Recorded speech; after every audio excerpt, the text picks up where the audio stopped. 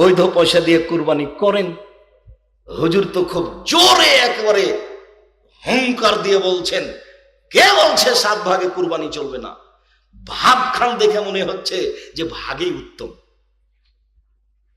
যদি এইভাবে বলতেন যে ভাগেও করা যায়, তবে একাই করা উত্তম, এইভাবে বললে তো একটু মানাই।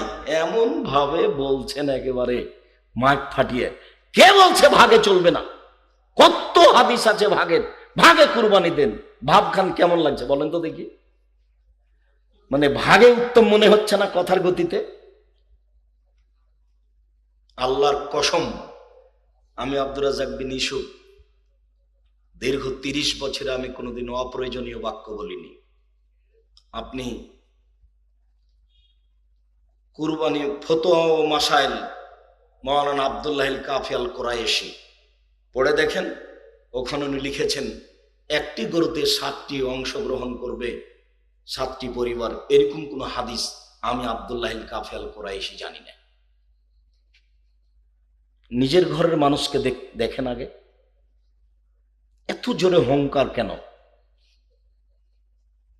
আমি ওইভাবে বলিনি, আমি বলেছি 7 জন চলে, 7 পরিবার চলে না।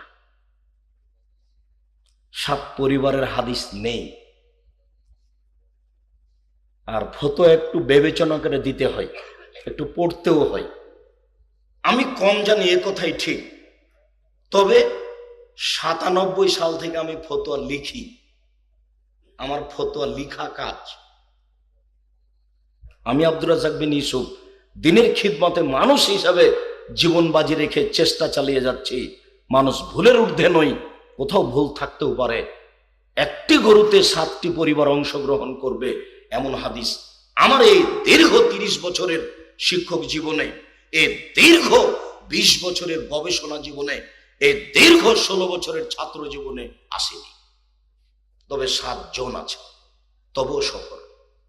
শুনুন সম্মানিত দিনী ভাই বোন, বলছিলাম যুলহিজ্জার প্রথম 9 দিন হলো ইবাদতের দিকে সবচেয়ে দামি।